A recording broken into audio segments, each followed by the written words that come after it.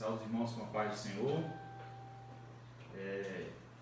Queria desejar logo um bom dia também a todos os nossos irmãos e amigos que estão nos ouvindo nesta live da escola dominical. E nesta manhã nós estamos com o nosso pastor Cid Clay. Pai do Senhor, pastor. Pai do Senhor, irmão Carlos Eduardo. Pai do Senhor a todos os irmãos que estão em casa, aqui em Quixadá, em outras localidades que irão nos assistir através dessa live.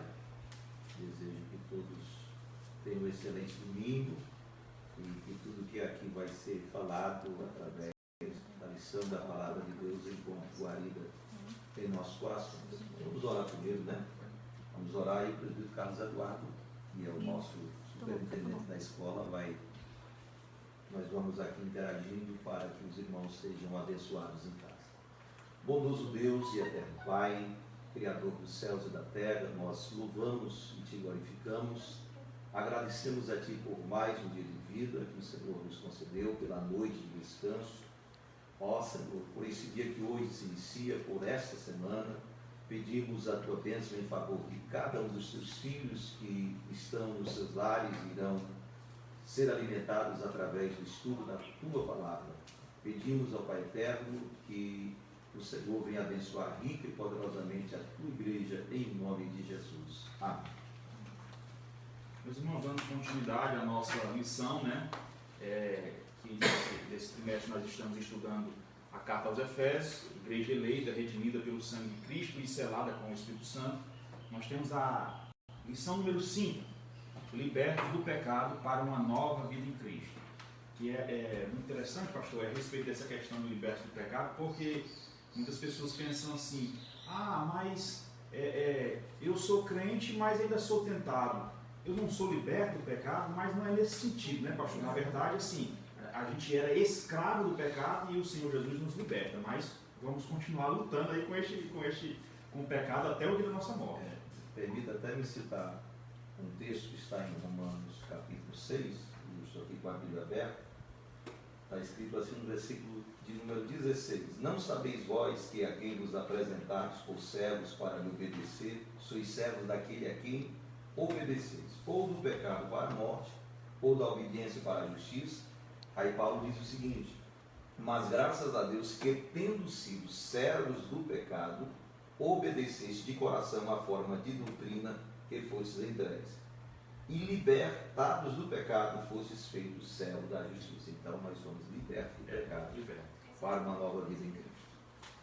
O texto áureo se encontra em Efésios capítulo 2, versículos 4 e 5, que diz o seguinte: Mas Deus, que é riquíssimo em misericórdia, pelo seu muito amor que nos amou, estando nós ainda mortos em nossas ofensas, nos vivificou juntamente com Cristo.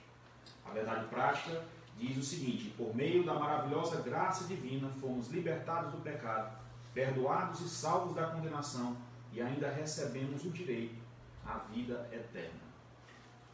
A leitura bíblica em classe se encontra em Efésios capítulo 2, versículos de 1 a 10. Diz o seguinte: E vos vivificou, estando vós mortos em ofensas e pecados, em que noutro tempo andastes, segundo o curso deste mundo, segundo o príncipe das potestades do ar, do espírito que agora opera nos filhos da desobediência, entre os quais todos nós também antes andávamos nos desejos da nossa carne, fazendo a vontade da carne e dos pensamentos, e éramos por natureza filhos da ira, como os outros também. Mas Deus, que é riquíssimo em misericórdia, pelo seu muito amor que nos amou, estando nós ainda mortos em nossas ofensas, nos vivificou juntamente com Cristo, pela graça sois salvos, e nos ressuscitou juntamente com Ele, e nos fez assentar nos lugares celestiais em Cristo Jesus, para mostrar nos séculos vindouros as abundantes riquezas da sua graça, pela sua benignidade, para conosco em Cristo Jesus. Porque pela graça sois salvos por meio da fé, e isso não vem de vós, é dom de Deus.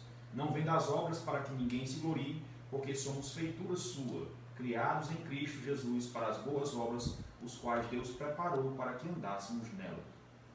O ponto central, pastor, diz o seguinte: a graça salvadora de Cristo nos garante a vida eterna. O objetivo que nós temos que chegar ao final da nossa lição é revelar que a graça salvadora de Cristo nos garante a vida eterna. Bem, a introdução, pastor, a gente viu aqui pela nossa lição que ele vai começar nossa lição falando sobre a nossa antiga natureza. Depois ele vai falar aqui um pouco sobre que nós fomos vivificados pela graça. E por fim a gente vai falar que a salvação não vem das obras. Pronto, então vamos ao primeiro ponto. O primeiro ponto, nossos contra-regra aqui já avisaram que acabou o tempo da introdução. Então, o primeiro ponto diz a antiga natureza morta em ofensas e pecados. Eu queria fazer algum comentário a respeito desse.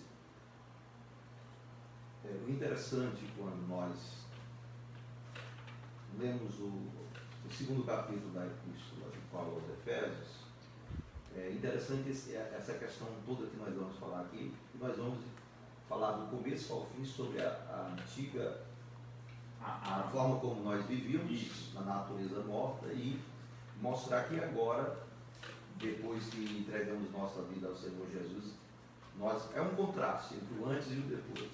Então nós vamos para o primeiro ponto, onde o escritor ele vai mostrar a nossa condição anterior, como Paulo mesmo explica que em outro tempo nós andávamos segundo o curso deste mundo e fazendo a vontade da carne, e essa luta, para que todos entendam aqui, a gente entrar de fato na lição. Até comentamos antes aqui de começar a live, muitas pessoas falam acerca, se eu sinto, sou tentado, né?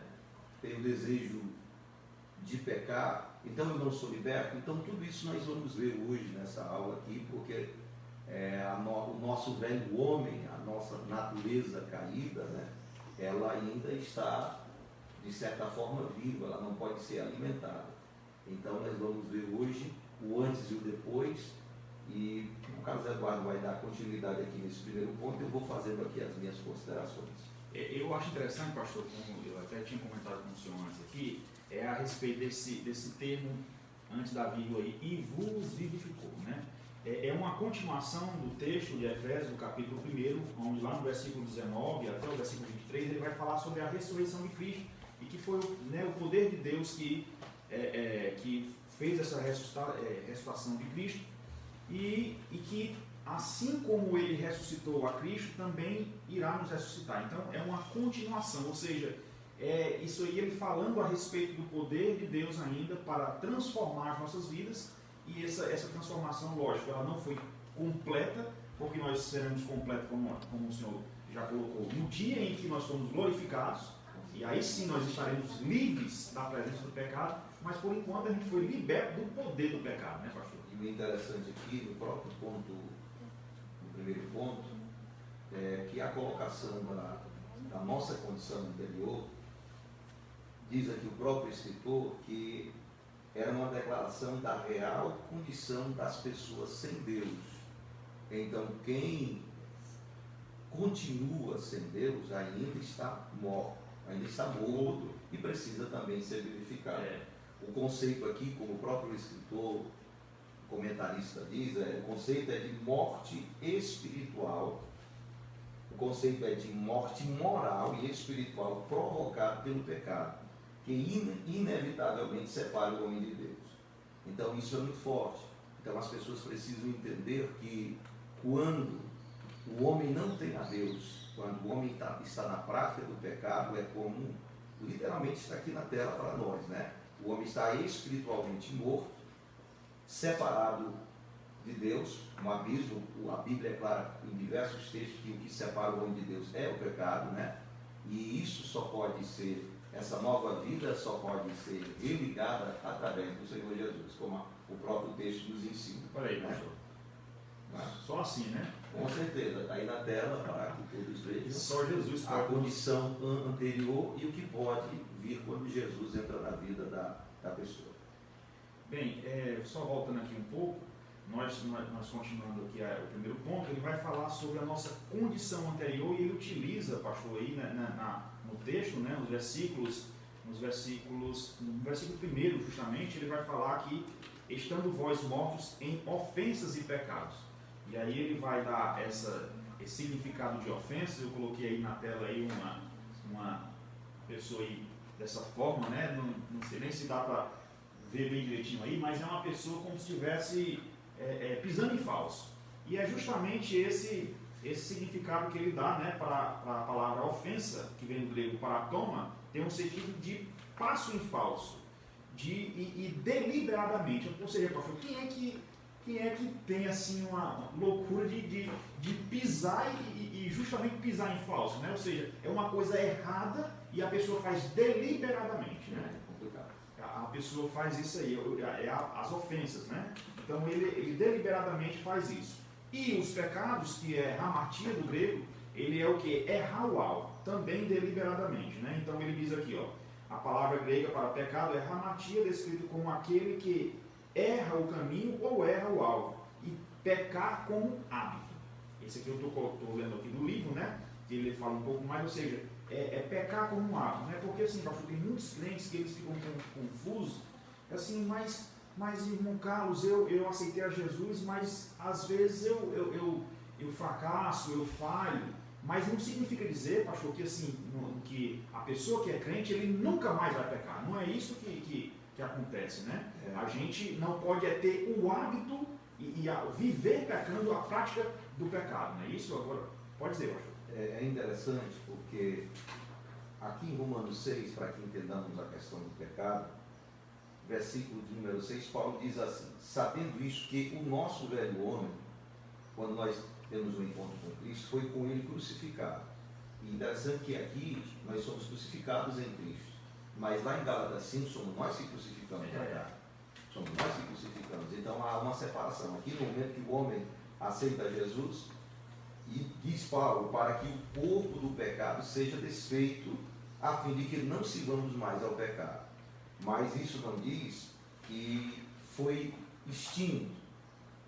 O corpo do pecado refere-se justamente ao que? A nossa natureza pecaminosa. Aquilo que nós vamos ter que lutar, né? Dia a dia. Então, se nós cedermos às tentações e se não fizermos a nossa parte, aí sim, por que eu não consigo? Porque alguma coisa não está sendo feita da maneira correta. Então, a questão aqui, o corpo do pecado, vamos aqui separar. O que é o nosso velho homem? É justamente a nossa vida antes da conversão. Isso. Né? Não é assim que nós aprendemos? É a nossa vida antes da conversão, o que nós éramos antes de ter entregue a nossa vida ao Senhor Jesus. E o corpo do pecado refere-se àquilo, à natureza corrompida dentro de nós, que precisa ser vencida diariamente, senão nós vamos ceder, né? Amém? Então esse é o significado das Só mais uma coisa, então, você. e não significa isso que o corpo do pecado sendo desfeito, eu estou lendo aqui até uma rodapézinho aqui da Bíblia Plenitude, ele não torna extinto, que as pessoas, agora eu entreguei a vida ao Senhor Jesus, então eu estou livre de pecado. Não é bem assim. Está lá, se você alimentar a sua carne, você tem, com certeza vai, lá na frente vai tropeçar em alguma coisa. Então, ou alimento a carne, ou alimento o espírito. Né? Eu recebi uma vez, pastor, de um professor bíblico, né? Ele dizendo assim: olha, meus irmãos, prestem bem atenção. Ponto fraco de vocês sempre será ponto fraco. E vocês vão lutar com ele para o resto da vida de vocês. Aí aquela história, pastor, de um ex-drogado que aceita Jesus, diz assim: ó, eu já estou liberto e agora eu posso estar lá bem pertinho dele, cheirando lá a fumaça deles lá, que eu não vou cair. Cai, pastor. Ou seja, a gente tem que lutar realmente e se afastar, porque aquilo pode realmente fazer com que a gente venha cair. Passando aqui à frente, nós temos aqui o segundo item, né, do primeiro ponto, que é as nossas ofensas e pecados, né? Ele vai falar, pastor, que é interessante a forma como que Paulo colocou, que ele justamente colocou os três inimigos que nós temos. E os inimigos são quais? O mundo, o diabo e a carne, né? Então ele começa... As fontes de tentação. Isso. E ele começa dizendo que antes nós andávamos segundo o curso deste mundo. E aí quando ele fala o curso deste mundo, aí é aquele mesmo mundo que Paulo vai falar lá em Romanos capítulo 12. Que eu até separei aqui um versículo aqui na frente, aqui, ó, que diz assim: e não vos conformeis com este mundo, mas transformai-vos pela renovação do vosso entendimento, para que experimenteis qual seja a boa, agradável e perfeita vontade de Deus. É todo um sistema, pastor, ou seja, todo esse mundo, a filosofia do mundo, tudo isso, né? Ele vai falar aqui também um pouco. E no tópico diz aí, o sistema mundano da época, tais como a imoralidade e o furto e a mentira, né? Então, quando cita-se o Romanos 12:2, que tem que haver essa transformação, é como tirar a velha roupa e vestir uma roupa nova. Né? Então eu não posso mais, como servo de Deus, viver conforme o curso deste mundo como aqui está. Essa era a vida passada, né? Está aqui na própria lição de forma bem explicada. Então tem que haver essa mudança, né? Lembrando que a questão da regeneração, como nós já aprendemos, a aula de discipulado, né, acontece como? De dentro para fora. O homem é regenerado e aí sim, para ele dizer que foi regenerado, no dia a dia dele precisa haver literalmente um testemunho de que ele realmente foi transformado. E nós vamos ver isso lá no terceiro ponto, que é justamente as obras, né? Com certeza. Então, esse mundo aí, ele, por exemplo, eu vou citar um exemplo bem prático. Se as pessoas, por exemplo, no mundo, pastor, hoje quem namora, é comum, por exemplo, ter relações sexuais os casais namorados. Mas a gente sabe que isso é errado perante a Bíblia. Então, para o mundo isso é certo. Para o mundo isso é comum. Mas para aqueles que estão em Cristo, não. E de uma forma mais clara, né? É careta, né? É careta quem não faz mas, isso. Lá em Atos 15, me fugiu aqui, se eu não me engano, é o versículo 28, confiram por favor, mas uma das coisas que Lucas resiste aqui foi para que se abstenham da fornicação e da carne sufocada. Mas você, né, de Jerusalém, né? Isso, você de Jerusalém, Atos capítulo 15. Então, esse é o do mundo, né? Mas o outro ponto vai falar que também andávamos segundo o príncipe da potestade do ar. Porque muita gente, pastor, acha, não acredita, porque tem essa questão da batalha espiritual, que nós estudamos inclusive numa outra revista, que por conta de muitas exageros que existiam no meio evangélico, né? De que tudo o pessoal via demônio, tudo via anjo, não sei o que e tal, aí acabou-se as pessoas partindo para o outro lado, ou seja, não acreditando em nada.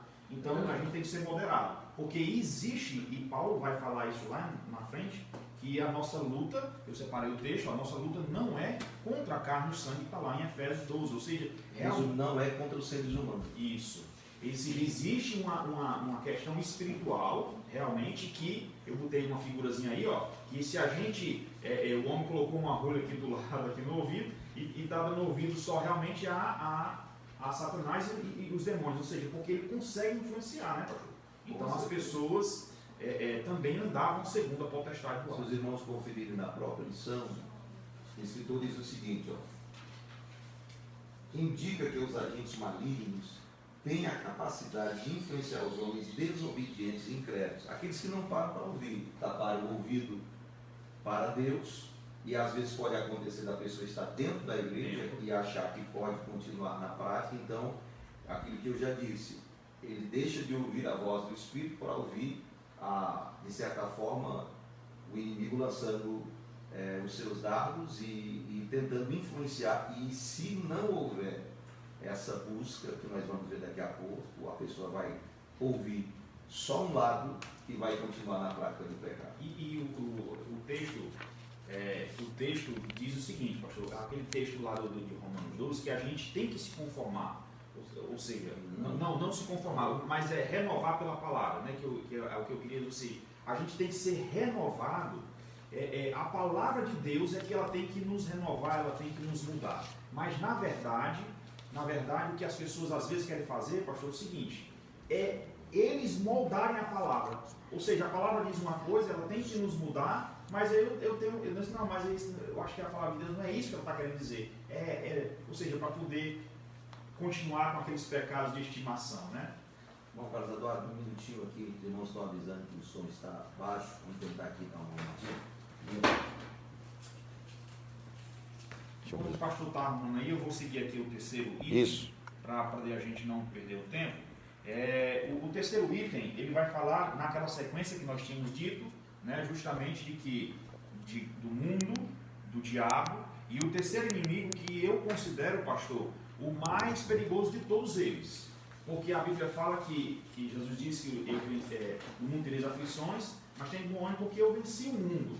Então, ou seja, a gente consegue vencer, né? Mas o diabo também, ele diz, resistir ao diabo e ele fugirá de vós. Mas com relação à carne, pastor, o que a Bíblia diz? Fugir, né? Ou seja, fugir do desejo da carne. Ou seja, a gente não tem como vencer essa carne se a gente não realmente fugir voltando àquilo que nós estávamos falando. Com certeza. E aqui é preciso que a gente volte depois que cada um leia o que está escrito lá em Gálatas 5, né? Sobre justamente as obras da carne, mas geralmente nada é feito assim ao léu, né? Geralmente cria-se um cenário, aqui fala carne e pensamento, quer dizer, um desejo, o que é? E envolve aqui a concupiscência, né? Que é o desejo que muitos não controlam, e aí por serem levados pelos seus pensamentos, acabam praticando. E como é que isso acontece? Às vezes é aquilo que eu vejo, os sentidos são aguçados. Sim, sim. Os sentidos são aguçados. Então, vai para a mente. Um jovem que de repente entra numa página de pornografia, e um problema muito sério, que não dá tempo a gente falar isso hoje aqui para não fugir da lição, mas como é que fica? Fica a foto na mente. Fica. Então os pensamentos são gravados. Até uma mulher seminua, tanto de um lado para o outro, como para o moço, como para o rapaz, a imagem fica na mente. Então diz aqui que andávamos fazendo a vontade da carne e dos pensamentos. Então temos que ter muito cuidado, e Paulo vai dizer aqui que aqui estão incluídos, ou o escritor diz aqui, que estão incluídos aqui os pensamentos pervertidos e a prática de todos os desejos desordenados da carne, que principalmente o mais complicado que é a área sexual. Isso.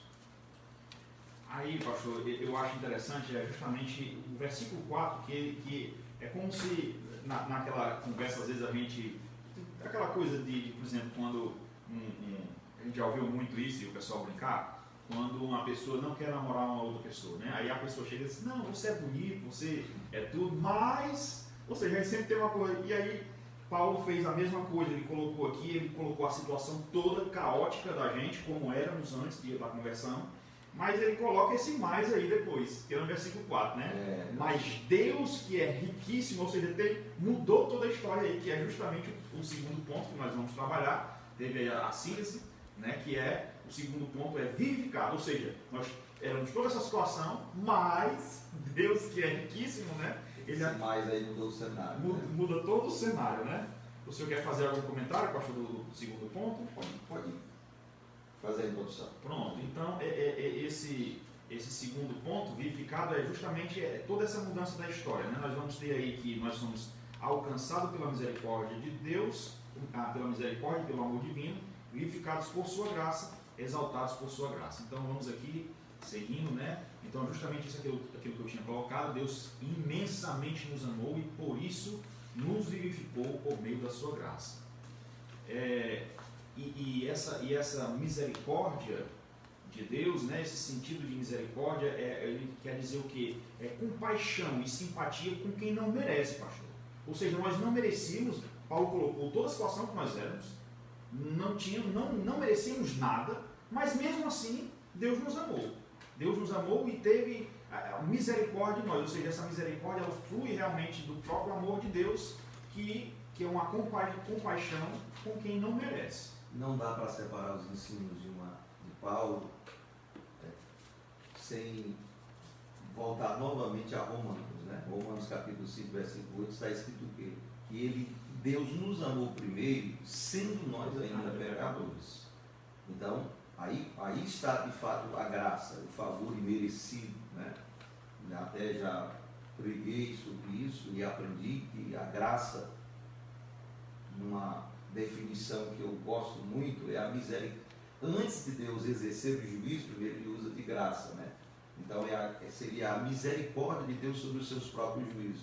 Então já pensou se Deus condenasse porque nós vivíamos no pecado, sem nos dar nenhuma alternativa? Então aqui está sendo dito que Ele nos amou, sendo nós ainda pecadores.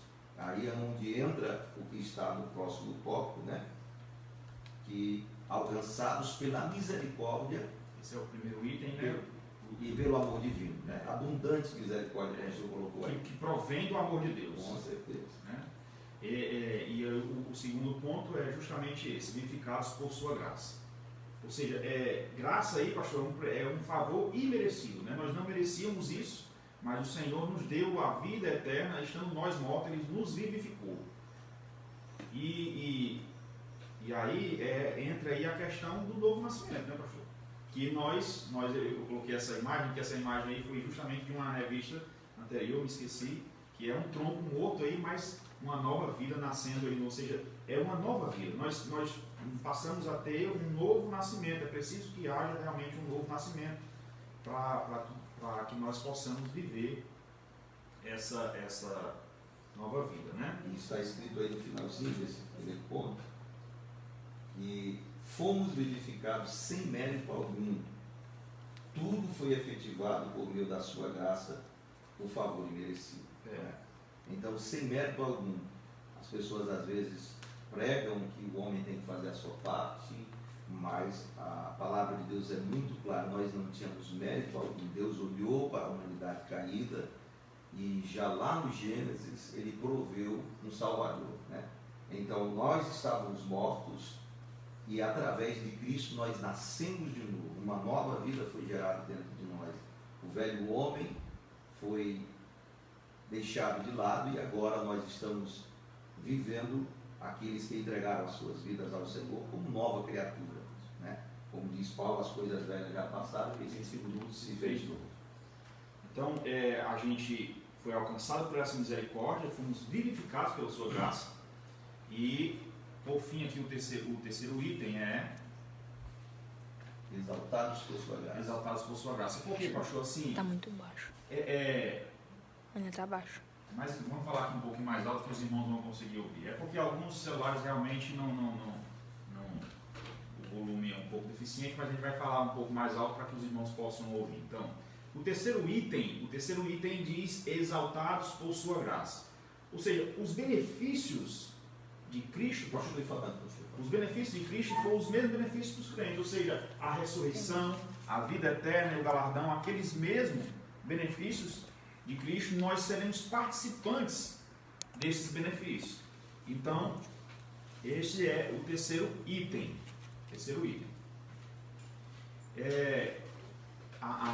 E essa eterna salvação, né, pastor, eu separei aqui uma frase aqui do final, ó. Desse modo, ratificamos que a salvação e seus privilégios, né, que esses privilégios que eu coloquei justamente antes aqui, ó, que são a ressurreição, a vida eterna e o galardão, né, porque somos ressuscitados, seremos ressuscitados, receberemos a vida eterna e ainda tem galardão ainda, né?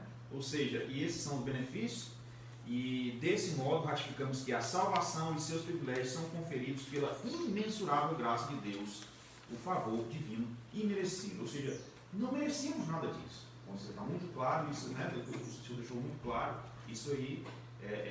Eu queria a gente deixar um pouco mais de tempo para o terceiro ponto, pastor, que o senhor vai falar, né? E o segundo ponto, ele vai mostrar que o pecado passou da morte para a vida por meio da graça divina, concedida por obra da misericórdia e do grande amor de Deus. O senhor tem algum comentário a fazer do segundo ponto ainda, pastor, para a gente passar para o terceiro? Tudo ficou muito claro, né? Então, quando nós resumimos isso, lembrando que sempre o elo é Cristo, não é? Ninguém pode ser salvo através de outro Deus que não seja através da pessoa bendita do Senhor Jesus. Onde Paulo, escrevendo a Timóteo, afirma que Deus quer que todos os homens se salvem e cheguem ao conhecimento da verdade.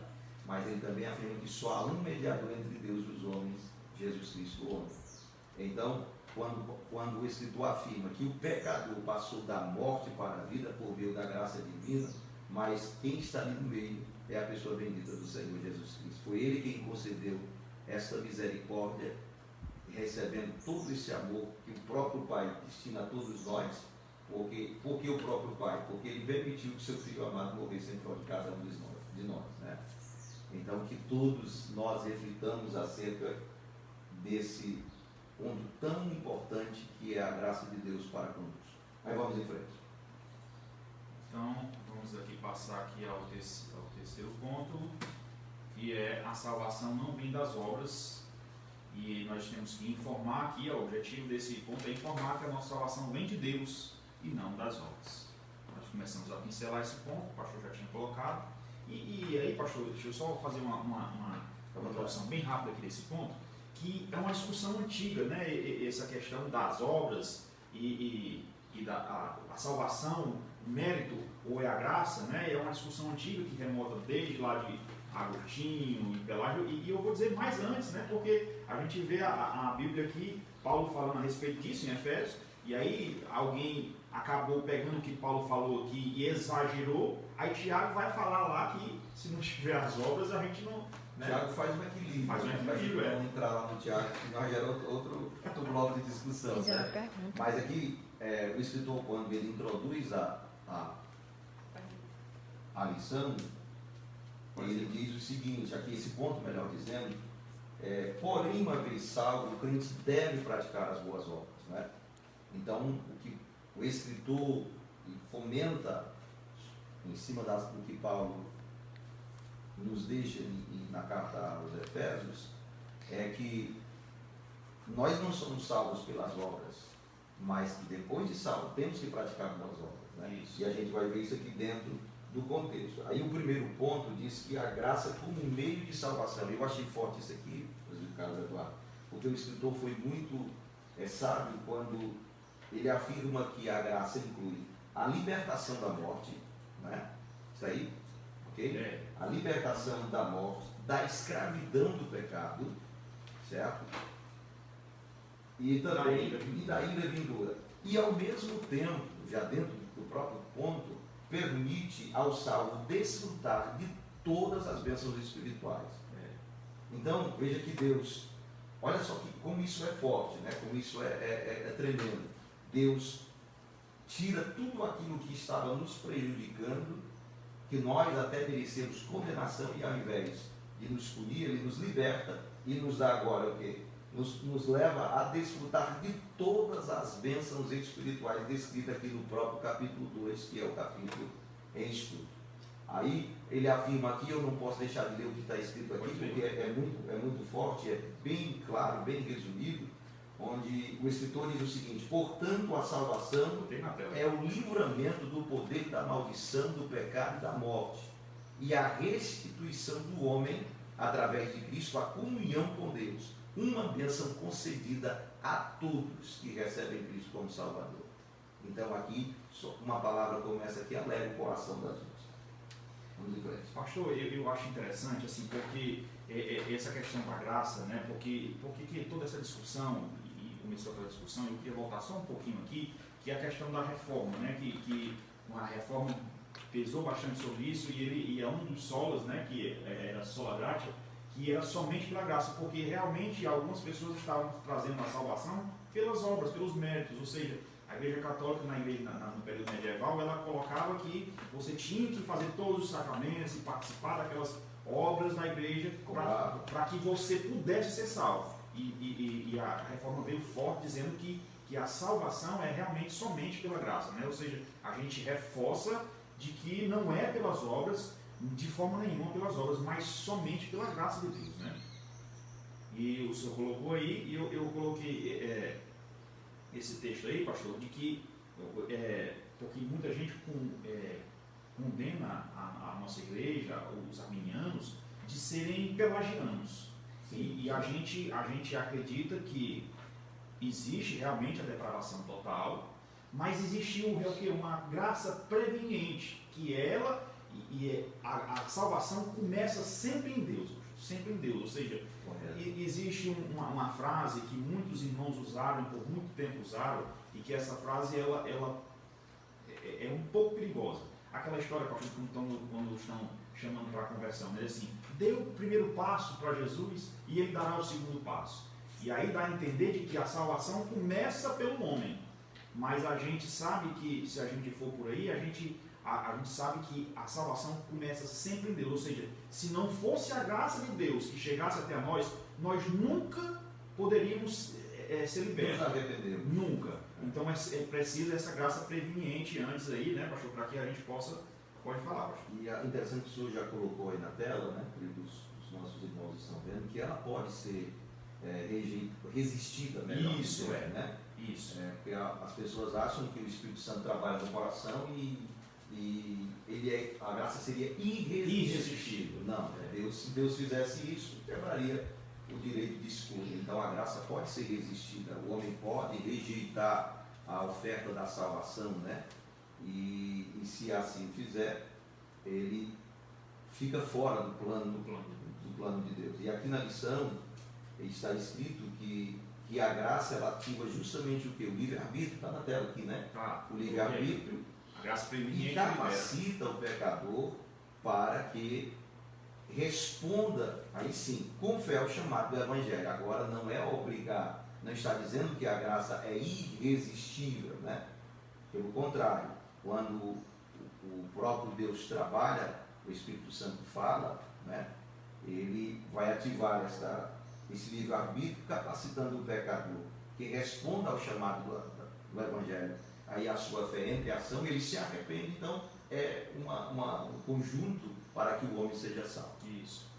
Então é isso aí. A graça preveniente ela vem antes. É Deus que inicia o processo, né? Por isso eles não podem nos chamar de pelagiano, nem de sendo pelagiano, né? Porque a gente acredita que realmente é Deus que inicia o processo da salvação. Agora ela libera o livre-arbítrio, como o senhor já bem colocou aí.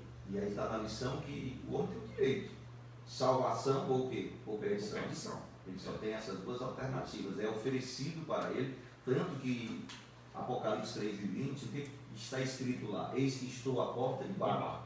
Não diz que o Senhor entra, a força não, ele bate a porta, desejando entrar. E o que o texto diz? Eis que estou à porta e bato, se alguém abrir a porta da sua casa, serei com ele. Quer dizer, vai ter o começo de uma comunhão entre o homem e a pessoa bendita do Senhor Jesus. Vamos em frente? Pronto, então as graças, né, não é recompensa de obra e nem ato ou esforço algum, né? Eu vi o pastor coloquei isso aí, eu achei interessante, né? Esse ciclo aí, né? Porque tem muita gente que diz assim: mas peraí, então quer dizer que se é pela graça, até Paulo vai colocar essa linguagem.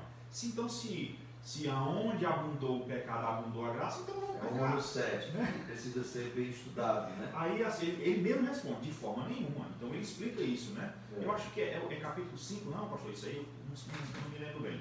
Mas ele vai colocar justamente o quê? Aonde abundou o pecado, superabundou a graça, né? E aí ele coloca que a carta de Romanos ele utiliza esse recurso de que é como se ele colocasse uma pessoa contraditando ele, né? E ele vai dizer, vai alguém que vai dizer: onde abundou o pecado, então vamos pecar, porque onde tem muito pecado abundou a graça. Mas ele responde que não, né? Que Deus ele... Não é liberdade para pecar mais, para receber mais graça, né? Seria isso. Então, né? Nessa sequência, pastor, Deus ele começa, tem a graça preveniente no homem, libera o livre-arbítrio, e aí o homem tem a opção de crer ou não crer. Rejeitar ou não. Né? Isso. Crendo na obra de Cristo, aí vem a salvação. E essa salvação gera uma nova vida, que essa nova vida tem que ser evidenciada através de quê? De obras. Né? E aí é onde a gente vai para Tiago, que a fé sem obras é bom. Ou seja, não é que a salvação ela dependa das obras, mas as obras é um produto da salvação, né? Pode falar. Com certeza. E aqui no ponto 2, do último tópico, está escrito que obras como evidência de salvação. Isso. Né? Como evidência de salvação. Aí Paulo usa duas negações para endossar a origem da salvação. A primeira expressão diz assim: isso não vem de vós. Trata da salvação pela graça que provém de Deus, como está escrito. E a segunda ratifica que a salvação não vem das obras, o que indica não se tratar, e aqui é importante dizer isso, de recompensa, vou ler bem explicado, o que indica não se tratar de recompensa de algum ato humano, né? Partiu sempre de Deus, né? Essas afirmações excluem a possibilidade, diz aqui o pastor Douglas, de alguém ser salvo por esforço pessoal. E eu quero fazer uma colocação aqui importante nessa questão de salvação por esforço pessoal, para que a gente não venha confundir a prática de boas obras com as nossas obrigações de levar uma vida santa, justa e reta diante de Deus. Porque muitas pessoas juntam tudo no mesmo bojo. Existe sim o nosso papel de fazermos a nossa parte, de termos uma vida consagrada, orarmos, como eu disse aqui numa conversa antes de começarmos a live, que muita gente ora, mas não lê a palavra. Muita gente ora e só ouve louvores. Muita gente nem ora, nem lê a palavra, mas se alimenta com louvores. E eu afirmo que o que alimenta, o que sustenta o crente e o que vai fazer o crente a praticar boas obras é justamente ele estar alimentando a sua alma com a palavra de Deus. Então, se há um esforço pessoal, seria esse esforço que não vamos confundir com boas obras, de nós fazermos o nosso papel. Quer dizer, quando eu oro 1 hora a mais, quando eu jejuno, quando eu leio a Bíblia, tenho um esforço, mas as pessoas confundem esse esforço com a prática de boas obras. Não é isso. Então a gente precisa separar. Temos que fazer a nossa parte para que sejamos salvos por completo, né? Estamos ainda trilhando o caminho em direção aos céus, deixando claro que nós não somos do grupo que prega que uma vez salvo para sempre, que nós temos sim responsabilidade diária de seguirmos a santificação, como está escrito em Hebreus 2,14, seguir a paz com todos e a santificação sem a qual ninguém verá o Senhor. E dentro disso, só para a gente voltar para o comentário, é importante dizer isso, que a santificação é progressiva. Posicional, quando aceitamos a Cristo, é interessante. A crucificação, nós somos crucificados em Cristo, depois crucificamos.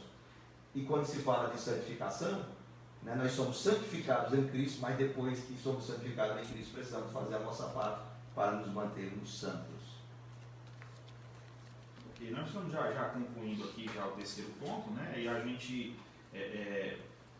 inclusive até já falou sobre todos os pontos. Nós temos aqui a próxima figura que já seria a síntese do tópico 3, mas eu acho interessante realmente, pastor, a gente fixar um pouco mais esse ponto, porque existem os dois extremos que são realmente complicados e problemáticos, né? Aqueles que não utilizam-se da palavra para não fazer as boas obras, mas também aqueles que baseiam a sua salvação realmente nas boas obras, e infelizmente nós temos isso no nosso meio. Pessoas, por exemplo, um comentário que tem na Plenitude, que eu acho muito interessante, de 1 Coríntios, daquele texto lá da ceia, quando diz assim, a respeito de estar digno para participar da ceia.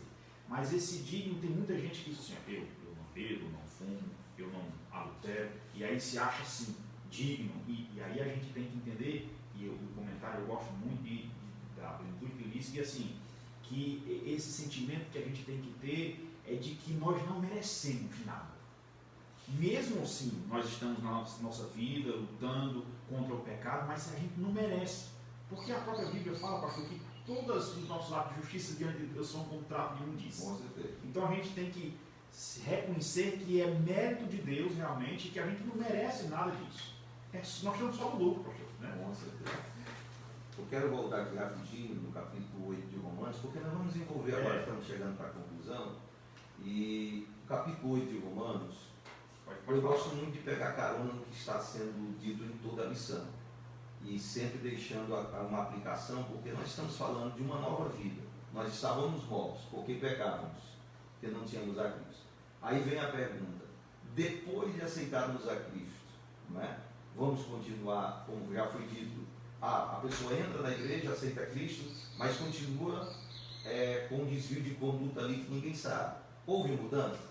É uma evidência de que não houve conversão. Houve mudança? Não houve. Então,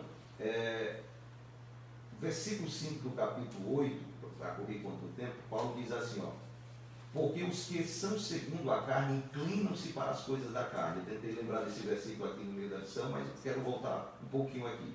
Mas os que são segundo o Espírito, e aqui o Espírito com letra maiúscula, para as coisas do Espírito. Então, um crente regenerado, que foi alcançado pela graça, que quer 8 e 5 de Romanos, que quer praticar boas obras, ele não vai mais ouvir a sua carne, ele não vai fazer a prática da boa obra com a intenção de aparecer, ele não vai tirar uma selfie entregando uma cesta básica, nem vai para o Facebook, olha o que eu estou realizando para ganhar fama e sucesso. Eu não faço isso, porque eu aprendi que o que eu faço com a minha mão direita, a esquerda não deve saber. Se eu ajudar o irmão, ou se o irmão me ajudar, eu entendo que ao fazermos isso nós ganhamos sim, mas sem a intenção de aparecer, porque dentro da questão das boas obras, né? Ok, está descarregando o celular, meu Jesus, aí, misericórdia. Mas veja, deixa eu ver rapidinho, porque a inclinação da carne é morte, mas a inclinação do Espírito é vida e paz, porquanto a inclinação da carne é inimizade contra Deus, pois não é sujeita à lei de Deus, nem em verdade pode ser. Portanto, que estão na carne não podem agradar a Deus. Versículo 3: porque se viveres segundo a carne, morrereis, mas se pelo Espírito mortificardes as obras do corpo, vivereis. Então esta é a graça que nós podemos testificar. Se não vivemos fazendo a vontade do Espírito, eu não posso crer que essa pessoa foi liberta e foi alcançada pela graça. Porque se foi alcançada pela graça, aí nós vamos aqui no finalzinho aqui do último ponto. Aí Paulo vai dizer assim, ó: agora por meio de uma perspectiva positiva, somos instados a andar fazendo boas obras, não como meio para ser salvo, mas como a evidência da salvação. Lembrando que disse Jesus no Sermão do Monte, lá no capítulo 5, a partir do versículo 13, quando ele nos compara sal e luz.